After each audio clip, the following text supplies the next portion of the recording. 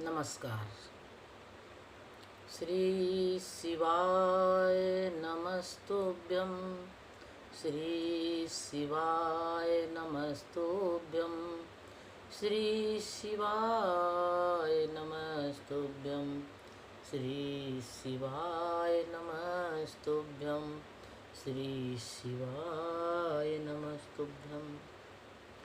मित्रों, हम आपके लिए आज शिव महापुराण से रुद्र संहिता युद्ध खंड से हम आप लोगों को 12वें अध्याय का पाठ सुना रही हूँ।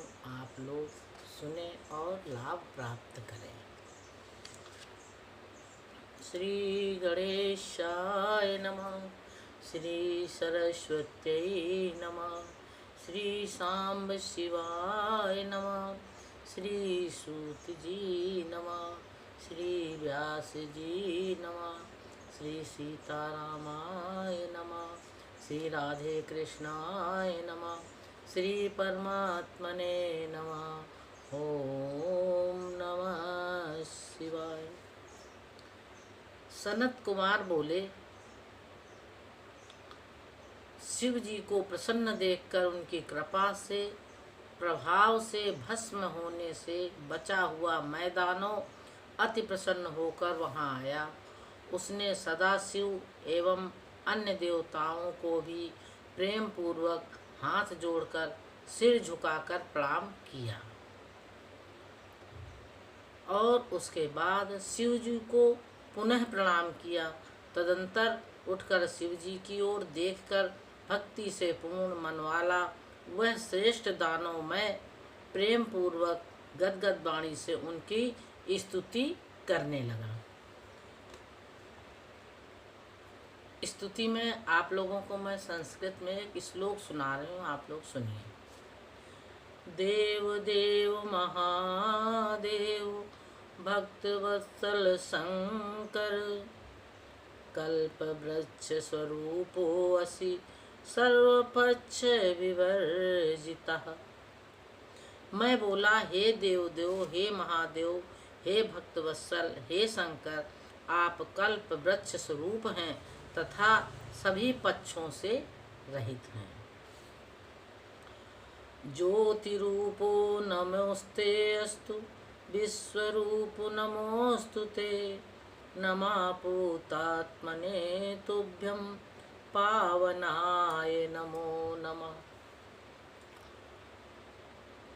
हे प्रकाश रूप, आपको नमस्कार है। हे विश्वरूप, आपको नमस्कार है।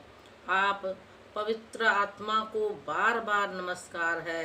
आप पवित्र करने वाले को बार बार नमस्कार है।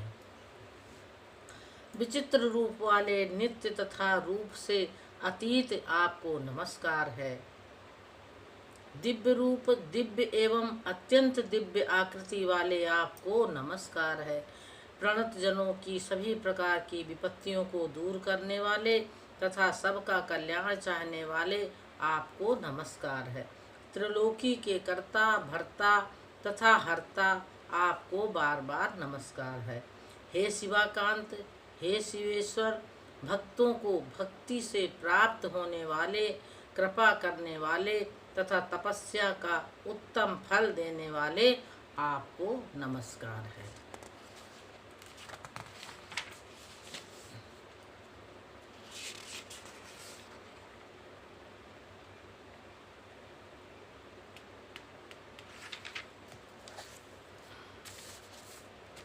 हे स्तुति प्रिय, हे परमेश्वर, मैं स्तुति करता हूँ मगर करना नहीं जानता हूँ। हे सर्वेश, आप प्रसन्न हो जाइए और मुझ शरणागत की रक्षा कीजिए। सनत कुमार बोले, हे द्विश्रेष्ठ, मैं द्वारा की गई स्तुति को सुनकर शंकर जी प्रसन्न हुए और आदर पूर्वक मैं से कहने लगे। शिव जी बोले, हे दानव श्रेष्ठ, मैं तुम पर प्रसन्न हूँ, वर मांगो। मैं तुम्हारा जो भी मनोवांछित वर होगा उसे प्रदान करूँगा, इसमें संशय नहीं है। अब सनत कुमार बोले, शिव का कल्याणकारी वचन सुनकर दानव श्रेष्ठ मैं हाथ जोड़कर सिर झुकाकर शिव को नमस्कार करने लगा। मैं बोला, हे देवदेव, हे महादेव, यदि आप मुझ पर प्रसन्न हैं और यदि मैं वर पाने के योग्य हूँ तो मुझे अपनी शाश्वती भक्ति प्रदान कीजिए। हे परमेश्वर, आप अपने भक्तों के प्रति सर्वदा सख्य भाव तथा दीनों के प्रति सदा दया भाव रखिए और अन्य खल जीवों की उपेक्षा कीजिए। हे महेश्वर, मुझ में कभी भी असुर भाव ना रहे। हे नाथ, मैं सदा निर्भय एवं आपके शुभ भजन में मग्न रहूं।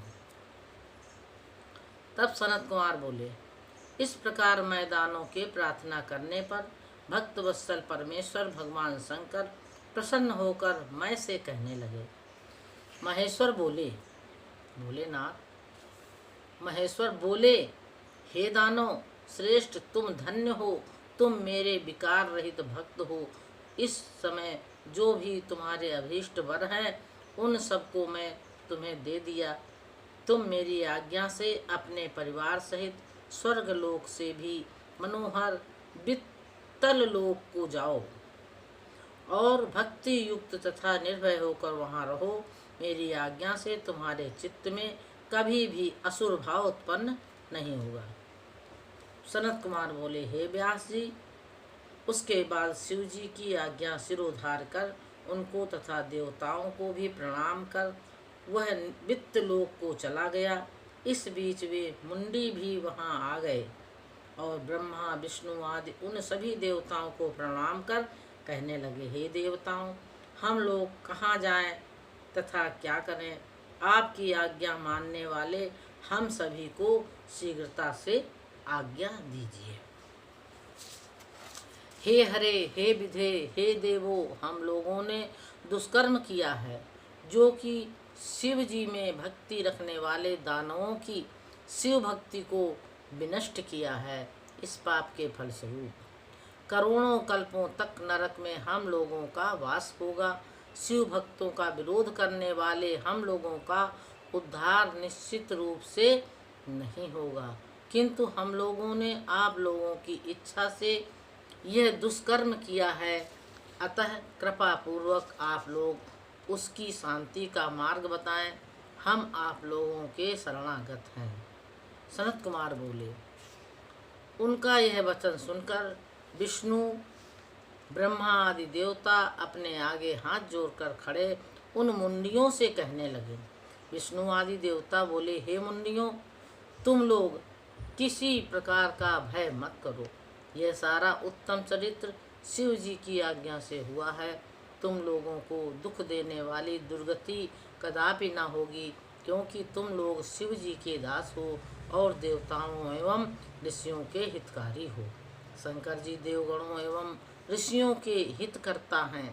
देवताओं तथा ऋषियों का हित करने वाले लोग उन्हें प्रिय हैं। अतः देवताओं तथा ऋषियों का हित करने वाले मनुष्यों को कदापि दुर्गति नहीं होती है। इसके विपरीत मत को स्वीकार करने वाले मनुष्यों की कलयुग में दुर्गति होगी। हम यह सत्य कहते हैं, इसमें संदेह नहीं है। हे मुनियों, तुम लोग मेरी आज्ञा से धैर्य धारण कर गुप्त रूप से कलयुग के आने तक मरुस्थल में निवास करो। कलयुग के आने पर तुम लोग अपना मत स्थापित करना, क्योंकि कलयुग में लोग मोह में पड़कर तुम लोगों का मत स्वीकार कर लेंगे। हे मुनीश्वर, उन सुरेश्वरों के द्वारा इस प्रकार की आज्ञा प्राप्त कर वे मुंडी उन्हें प्रणाम कर यथा निर्दिष्ट अपने आश्रम को चले गए। इसके अनंतर हे व्यास, त्रिपुरवासियों को भस्म करने के बाद कृतकृत हुए वे महायोगी भगवान रुद्र ब्रह्मा आदि के द्वारा पूजित हुए। इस प्रकार देवताओं का महान कार्य संपन्न कर वे प्रभु अपने गणों देवी पार्वती तथा पुत्रों सहित अंतर्ध्यान हो गए। तदंतर परिवार सहित महादेव शंकर के अंतर्ध्यान हो जाने पर धनुष बाण रथ आदि सहित समस्त सामग्री विलुप्त हो गई। इसके बाद ब्रह्मा विष्णु सभी देवता मुनि गंधर्व किन्नर नाग सर्प अप्सराएं तथा मनुष्य प्रसन्न हो गए और प्रसन्नता पूर्वक शिव जी का यशोगान करते हैं। अपने अपने स्थानों को चले गए एवं अपने अपने स्थानों पर पहुंचकर परम शांति को प्राप्त हुए। हे वेद व्यास, इस प्रकार मैंने आपसे त्रिपुर के वध को सूचित करने वाले महालीला से परिपूर्ण तथा उत्कृष्ट संपूर्ण शिव चरित्र का वर्णन कर दिया है, जो धन्य यश को फैलाने वाला, आयु की वृद्धि करने वाला, धन धान्य को बढ़ाने वाला, स्वर्ग तथा मोक्ष प्रदान करने वाला है। अब आप और क्या सुनना चाहते हैं? जो इस व्यास जी कहते हैं कि जो इस उत्तम वृत्तांत को सदा पढ़ता है तथा सुनता है, वह इस लोक में संपूर्ण सुखों को भोग कर अंत में मुक्ति प्राप्त करता है। ओम नमः शिवाय। ओम नमः शिवाय। ओम नमः शिवाय। सानंदमानंद बने वसंतम, आनंद कंदम हत पाप वृंदम, वाराणसी नाथ मनाथ नाथम, श्री विश्वनाथम शरणं प्रपद्ये, श्री विश्वनाथम शरणं प्रपद्ये।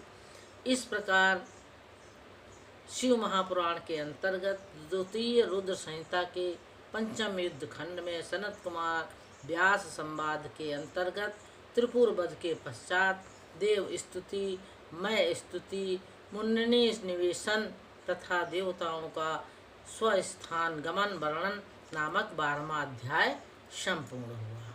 नमः शिवाय।